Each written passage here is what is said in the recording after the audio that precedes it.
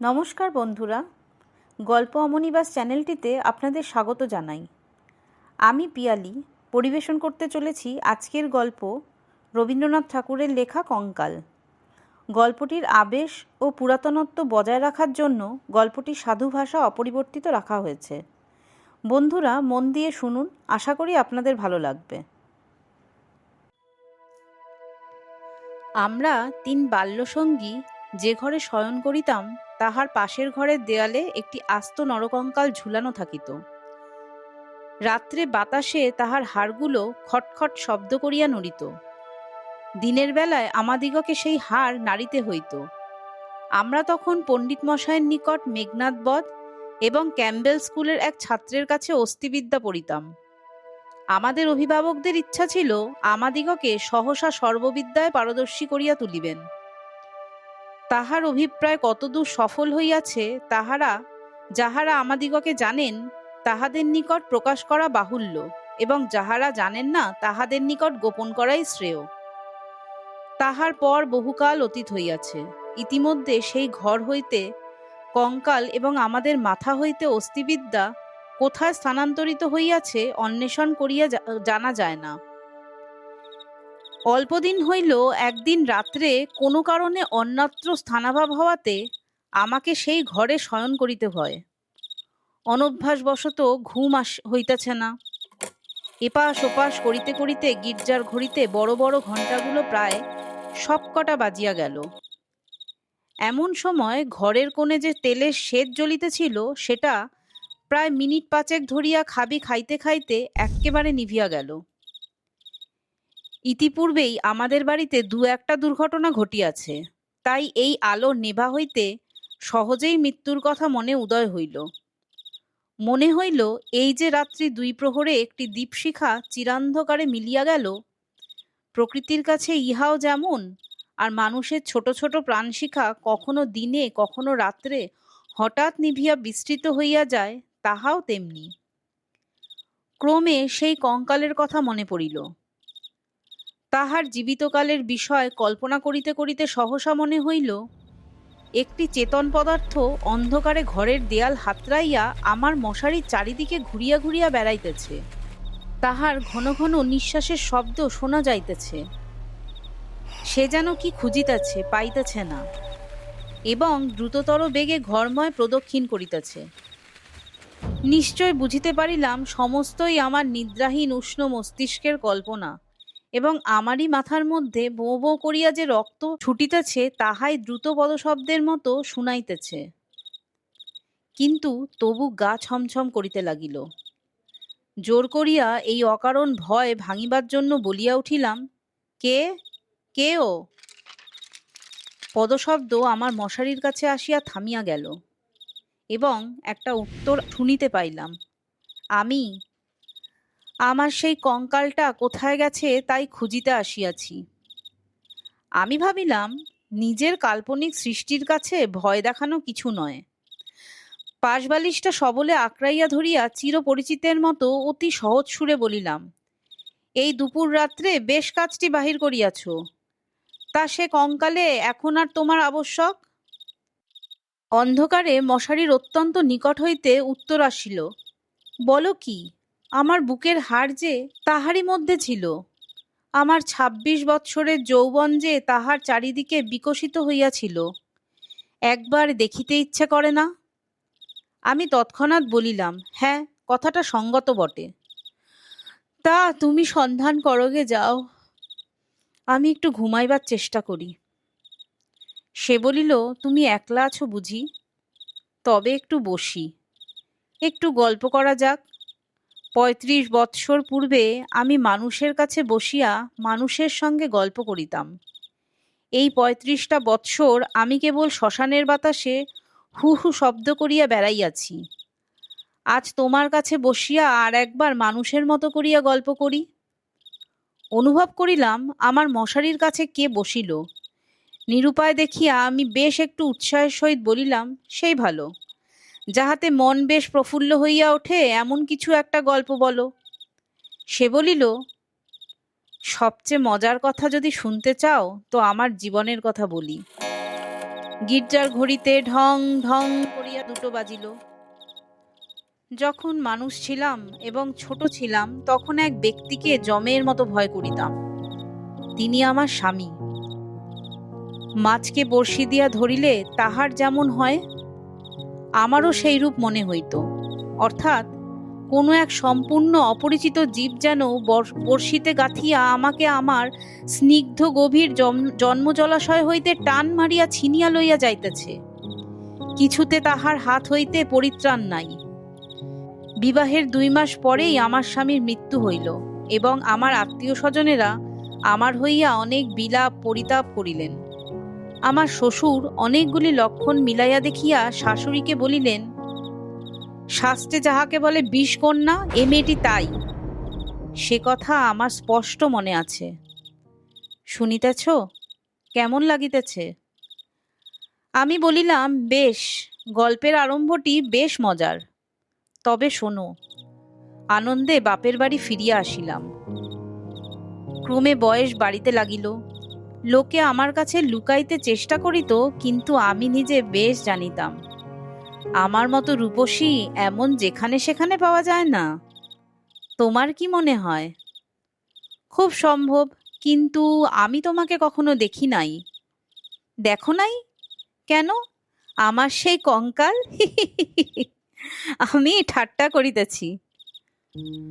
তোমার কাছে কি করিয়া প্রমাণ করিব যে সেই 2টো শূন্য চক্ষু কোটরের মধ্যে বড় বড় টানা 2টি কালো চোখ ছিল এবং রাঙা ঠোঁটের উপর যে মৃদু হাসিটুকু মাখানো ছিল এখনকার অনাবৃত দন্তসার বিকট হাস্যের সঙ্গে তার কোনো তুলনাই হয় না, এবং সেই কয়খানা দীর্ঘ শুষ্ক অস্থিখণ্ডের উপর এত লাবণ্য, এত লালিত্য, যৌবনের এত কঠিন কোমল নিটোল পরিপূর্ণতা প্রতিদিন প্রস্ফুটিত হইয়া উঠিতেছিল, তোমাকে তাহা বলিতে গেলে হাসি পায় এবং রাগও হয়। আমার সেই শরীর হইতে যে অস্থিবিদ্যা শেখা যাইতে পারে তাহা তখনকার বড় বড় ডাক্তারেরাও বিশ্বাস করিত না। আমি জানি একজন ডাক্তার তাহার কোনো এক বিশেষ বন্ধুর কাছে আমাকে কনকচাপা বলিয়াছিলেন। তাহার অর্থ এই, পৃথিবীর আর সকল মনুষ্যই অস্থিবিদ্যা এবং শরীরতত্ত্বের দৃষ্টান্তস্থল ছিল, কেবল আমি সৌন্দর্যরূপী ফুলের মতো ছিলাম। কনকচাপার মধ্যে কি একটা কঙ্কাল আছে? আমি যখন চলিতাম তখন আপনি বুঝিতে পারিতেন যে একখণ্ড হীরা নাড়াইলে তাহার চারিদিক হইতে যেমন আলো ঝকমক করিয়া ওঠে, আমার দেহের প্রত্যেক গতিতে তেমনি সৌন্দর্যের ভঙ্গি নানা স্বাভাবিক হিল্লোলে চারিদিকে ভাঙিয়া পড়িত। আমি মাঝে মাঝে অনেকক্ষণ ধরিয়া নিজের হাত দুখানি নিজে দেখিতাম। পৃথিবীর সমস্ত উদ্ধত পুরুষের মুখে রাশ লাগাইয়া মধুরভাবে বাগাইয়া ধরিতে পারে এমন 2খানি হাত। সুভদ্রা যখন অর্জুনকে লইয়া দৃপ্ত ভঙ্গিতে আপনার বিজয় রথ বিস্মিত 3 লোকের মধ্য দিয়া চালাইয়া লইয়া গিয়াছিলেন, তাহার বোধ করি এইরূপ 2খানি অস্থূল সুডোল বাহু, আরক্ত করতল এবং লাবণ্য শিখার মতো অঙ্গুলি ছিল।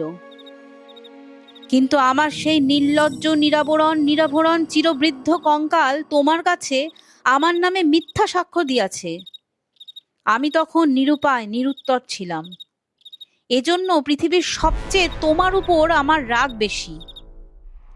ইচ্ছা করে আমার সেই 16 বৎসরের জীবন্ত যৌবনতাপে উত্তপ্ত আরক্তিম রূপখানি একবার তোমার চোখের সামনে দাঁড় করাই, বহুকালের মতো তোমার 2 চক্ষের নিদ্রা ছুটাইয়া দেই, তোমার অস্থিবিদ্যাকে অস্থির করিয়া দেশ ছাড়া করি।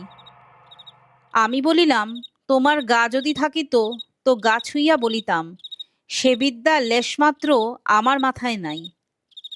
আর তোমার সেই ভুবনমোহন পুনর্যৌবনের রূপ রজনীর অন্ধকার পটের উপরে জাজ্জল্যমান হইয়া ফুটিয়া উঠিয়াছে, আর অধিক বলিতে হইবে না। আমার কেহ সঙ্গী ছিল না। দাদা প্রতিজ্ঞা করিয়াছিলেন বিবাহ করিবেন না। অতঃপুরে আমি একা, বাগানের গাছতলায় আমি একা একা বসিয়া ভাবিতাম, সমস্ত পৃথিবী আমাকেই ভালোবাসিতেছে, সমস্ত তারা আমাকে নিরীক্ষণ করিতেছে, বাতাস ছল করিয়া বারবার দীর্ঘ নিঃশ্বাসে পাশ দিয়া চলিয়া যাইতেছে, এবং যে তৃণাসনে পা দুটি মেলিয়া বসিয়া আছি, তাহার যদি চেতনা থাকিত, তবে সে পুনর্বার অচেতন হইয়া যাইত। পৃথিবীর সমস্ত যুবাপুরুষ ওই তৃণপুঞ্জরূপে দল বাঁধিয়া নিস্তব্ধে আমার চরণবর্তী হইয়া দাঁড়াইয়াছে, এইরূপে আমি কল্পনা করিতাম। হৃদয়ে অকারণে কেমন বেদনা অনুভব হইত। দাদার বন্ধু শশীশেখর যখন মেডিকেল কলেজ হইতে পাশ হইয়া আসিলেন, তখন তিনিই আমাদের বাড়ির ডাক্তার হইলেন। আমি তাহাকে পূর্বে আড়াল হইতে অনেকবার দেখিয়াছি। দাদা অত্যন্ত অদ্ভুত লোক ছিলেন জানো। পৃথিবীটাকে যেন ভালো করিয়া চোখ মেলিয়া দেখিতেন না। সংসারটা যেন তাহার পক্ষে যথেষ্ট ফাঁকা নহে, এই জন্য সরিয়া সরিয়া এক্কেবারে প্রান্তে গিয়া আশ্রয় লইয়াছেন। তাহার বন্ধুর মধ্যে এক শশীশেখর। এই জন্য বাহিরের যুবকদের মধ্যে আমি এই শশীশেখরকেই সর্বদা দেখিতাম। এবং যখন আমি সন্ধ্যাকালে পুষ্পতরুতলে সম্রাজ্ঞীর আসন গ্রহণ করিতাম, তখন পৃথিবীর সমস্ত পুরুষ জাতি শশীশেখরের মূর্তি ধরিয়া আমার চরণাগত হইত। শুনিতেছ, কি মনে হইতেছে? আমি সনিশ্বাসে বলিলাম, মনে হইতেছে শশীশেখর হইয়া জন্মিলে বেশ হইত। আগে সবটা শোনো। একদিন বাদলার দিনে আমার জ্বর হইয়াছে। ডাক্তার দেখিতে আসিয়াছেন, সেই প্রথম দেখা। আমি জালনার দিকে মুখ করিয়াছিলাম, সন্ধ্যার লাল আভাটা পড়িয়া রুগ্ন মুখের বিবর্ণতা যাহাতে দূর হয়। ডাক্তার যখন ঘরে ঢুকিয়াই আমার মুখের দিকে একবার চাহিলেন, তখন আমি মনে মনে ডাক্তার হইয়া কল্পনায় নিজের মুখের দিকে চাহিলাম। সেই সন্ধ্যালোকে কোমল বালিশের উপরে একটি ঈষৎক্লিষ্ট কুসুম পেলব মুখ, অসংযমিত চূর্ণকুন্তল ললাটের উপর আসিয়া পড়িয়াছে, এবং লজ্জায় আনমিত বড় বড় চোখের পল্লব কপলের উপর ছায়া বিস্তার করিয়াছে। ডাক্তার নম্র মৃদুস্বরে দাদাকে বলিলেন, একবার হাতটা দেখিতে হইবে। আমি গাত্রাবরণের ভিতর হইতে ক্লান্ত সুগোল হাতখানি বাহির করিয়া দিলাম। একবার হাতের দিকে চাহিয়া দেখিলাম, যদি নীলবর্ণ কাচের চুড়ি পরিতে পারিতাম তো আরো বেশ মানাইত। রোগীর হাত লইয়া নাড়ি দেখিতে ডাক্তারের এমন ইতস্তত ইতিপূর্বে কখনো দেখি নাই। অত্যন্ত অসংলগ্নভাবে কম্পিত অঙ্গুলিতে নাড়ি দেখিলেন। তিনি আমার জ্বরের উত্তাপ বুঝিলেন, আমিও তাহার অন্তরের নাড়ি কিরূপ চলিতেছে কতকটা আভাস পাইলাম। বিশ্বাস হইতেছে না? আমি বলিলাম, অবিশ্বাসের কোনো কারণ দেখিতেছি না। মানুষের নাড়ি সকল অবস্থায় সমান চলে না। কালক্রমে আরো 2-4বার রোগ ও আরোগ্য হইবার পরে দেখিলাম, আমার সেই সন্ধ্যাকালের মানস সভায় পৃথিবীর কোটি কোটি পুরুষ সংখ্যা অত্যন্ত হ্রাস হইয়া ক্রমে একটিতে আসিয়া ঠেকিল। আমার পৃথিবী প্রায় জনশূন্য হইয়া আসিল। জগতে কেবল একটি ডাক্তার এবং একটি রোগী অবশিষ্ট রহিল। আমি গোপনে সন্ধ্যাবেলায় একটি বাসন্তী রঙের কাপড় পরিতাম। ভালো করিয়া খোপা বাঁধিয়া মাথায় একগাছি বেলফুলের মালা জড়াইতাম। একটি আয়না হাতে লইয়া বাগানে গিয়া বসিতাম। কেন, আপনাকে দেখিয়া কি আর পরিতৃপ্ত হয় না? বাস্তবিকই হয় না। কেন না, আমি আপনাকে দেখিতাম না। আমি তখন একলা বসিয়া 2 জন হইতাম। আমি তখন ডাক্তার হইয়া আপনাকে দেখিতাম, মুগ্ধ হইতাম এবং ভালোবাসিতাম ও আদর করিতাম, অথচ প্রাণের ভিতরে একটি দীর্ঘ নিঃশ্বাস সন্ধ্যা বাতাসের মতো হু হু করিয়া উঠিত। সেই হইতে আমি আর একলা ছিলাম না। যখন চলিতাম নত নেত্রে চাহিয়া দেখিতাম পায়ের অঙ্গুলিগুলা পৃথিবীর পরে কেমন করিয়া পড়িতেছে, এবং ভাবিতাম এই পদক্ষেপ আমাদের নতুন পরীক্ষার্থীর্ণ ডাক্তারের কেমন লাগে। মধ্যাহ্নে জানলার বাইরে ঝাঁঝা করিত, কোথাও সারা শব্দ নাই। মাঝে মাঝে এক একটা চিল অতি দূরে আকাশে শব্দ করিয়া উড়িয়া যাইত, এবং আমাদের উদ্যান প্রাচীরের বাহিরে খেলনাওয়ালা সুর ধরিয়া চাই খেলনা চাই চুরি চাই করিয়া ডাকিয়া যাইত। আমি একখানি ধবধবে চাদর পাতিয়া নিজের হাতে বিছানা করিয়া শয়ন করিতাম।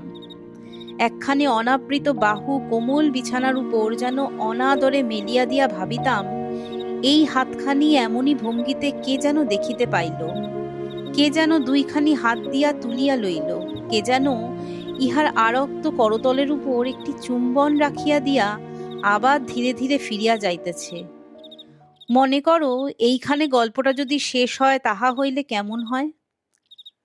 আমি বলিলাম, মন্দ হয় না, একটু অসম্পূর্ণ থাকে বটে, কিন্তু সেইটুকু আপন মনে পূরণ করিয়া লইতে বাকি রাতটুকু বেশ কাটিয়া যায়।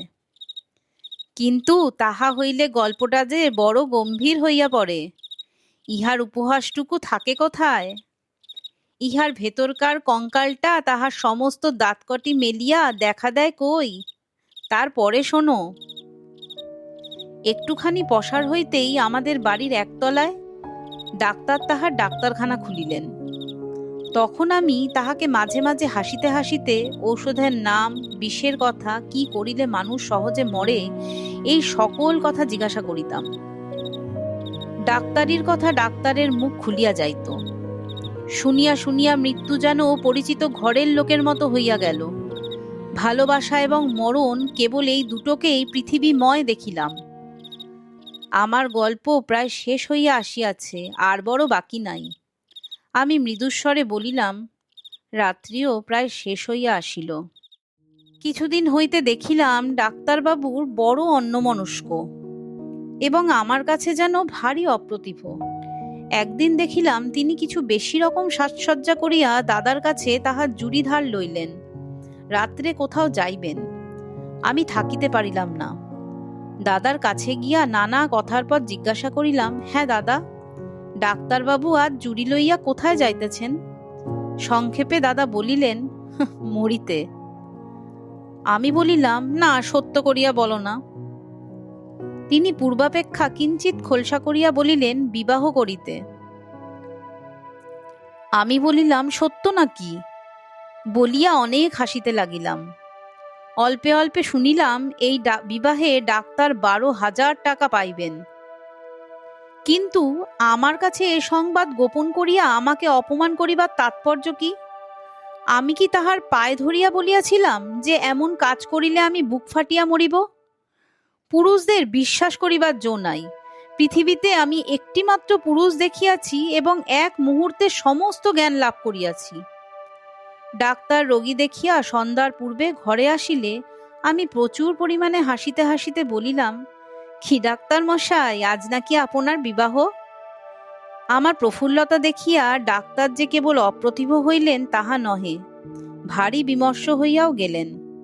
জিজ্ঞাসা করিলাম, বাজনা বাদ্য কিছু নাই যে?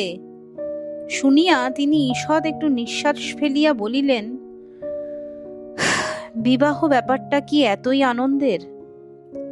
শুনিয়া আমি হাসিয়া অস্থির হইয়া গেলাম। এমন কথাও তো কখনো শুনি নাই।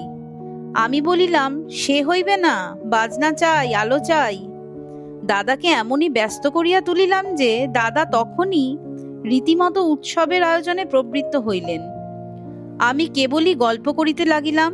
বধূ ঘরে আসিলে কি হইবে, কি করিব জিজ্ঞাসা করিলাম, আচ্ছা ডাক্তার মহাশয়, তখনও কি আপনি রোগীর নাড়ি টিপিয়া বেড়াইবেন?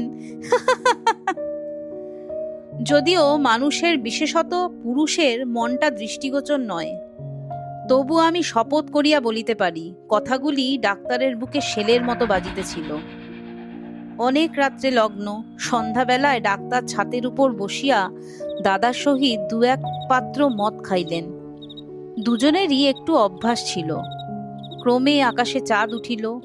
আমি হাসিতে হাসিতে আসিয়া বলিলাম, ডাক্তার মশাই, ভুলিয়া গেলেন নাকি? যাত্রার যে সময় হইয়াছে। এইখানে একটা সামান্য কথা বলা আবশ্যক। ইতিমধ্যে আমি গোপনে ডাক্তারখানা গিয়া খানিকটা গুড়া সংগ্রহ করিয়া আনিয়াছিলাম এবং সেই গুড়ার কিয়দংশ সুবিধামতো অলক্ষিতে ডাক্তারের গ্লাসে মিলাইয়া দিয়াছিলাম। কোন গুড়া খাইলে মানুষ মরে ডাক্তারের কাছেই শিখিয়াছিলাম। ডাক্তার এক চুমুকে গ্লাসটি শেষ করিয়া কিঞ্চিৎ আর্দ্র গদগদ কণ্ঠে আমার মুখের দিকে মর্মান্তিক দৃষ্টিপাত করিয়া বলিলেন, তবে চলিলাম। বাঁশি বাজিতে লাগিল। আমি একটি বারাণসী শাড়ি পরিলাম। যতগুলি গহনা সিন্ধুকে তোলা ছিল সবগুলি বাহির করিয়া পড়িলাম, সিঁথিতে বড় করিয়া সিঁদুর দিলাম, আমার সেই বকুলতলায় বিছানা পাতিলাম। বড় সুন্দর রাত্রি, ফুটফুটে জ্যোৎস্না, সুপ্ত জগতের ক্লান্তি হরণ করিয়া দক্ষিণে বাতাস বহিতেছে, জুই আর বেলফুলের গন্ধে সমস্ত বাগান আমোদ করিয়াছে। বাঁশির শব্দ যখন ক্রমে দূরে চলিয়া গেল, জ্যোৎস্না যখন অন্ধকার হইয়া আসিতে লাগিল, সেই তরুপল্লব এবং আকাশ এবং আজন্মকালের ঘরদুয়ার লইয়া পৃথিবী যখন আমার চারিদিক হইতে মায়ার মতো মিলাইয়া যাইতে লাগিল, তখন আমি নেত্র নিমীলন করিয়া হাসিলাম। ইচ্ছা ছিল যখন লোকে আসিয়া আমায় দেখিবে, তখন এই হাসিটুকু যেন রঙিন নেশার মতো আমার ঠোঁটের কাছে লাগিয়া থাকে। ইচ্ছা ছিল যখন আমার অনন্ত রাত্রির বাসর ঘরে ধীরে ধীরে প্রবেশ করিব, তখন এই হাসিটুকু এখান হইতেই মুখে করিয়া লইয়া যাইব। কোথায় বাসর ঘর? আমার সে বিবাহের বেশ কোথায়?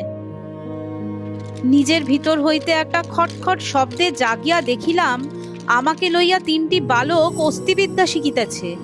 বুকের যেখানে সুখ দুঃখ ধুক ধুক করিত এবং যৌবনের পাপড়ি প্রতিদিন একটি একটি করিয়া প্রস্ফুটিত হইত, সেইখানে বেত্র নির্দেশ করিয়া কোন অস্থির কি নাম মাস্টার শিখাইতেছে। আর সেই যে অন্তিম হাসিটুকু ওষ্ঠের কাছে ফুটাইয়া তুলিয়াছিলাম, তাহার কোনো চিহ্ন দেখিতে পাইয়াছিলে কি? গল্পটা কেমন লাগিল? আমি বলিলাম, গল্পটি বেশ প্রফুল্লকর।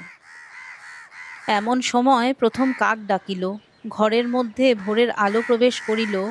আমি জিজ্ঞাসা করিলাম, এখনো আছো কি? কোনো উত্তর পাইলাম না।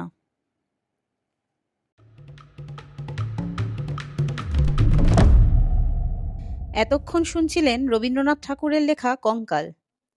কেমন লাগলো আমার আজকের উপস্থাপনা? কমেন্টের মাধ্যমে অবশ্যই জানাবেন। আর ভালো লাগলে ভুল ত্রুটি মার্জনা করে লাইক, শেয়ার, সাবস্ক্রাইবের মাধ্যমে ভালোবাসা দিয়ে এই চ্যানেলটিকে আরও সমৃদ্ধ করে তুলবেন। পরবর্তী নোটিফিকেশন পাওয়ার জন্য বেল আইকনটি প্রেস করে রাখবেন। নমস্কার, ভালো থাকবেন।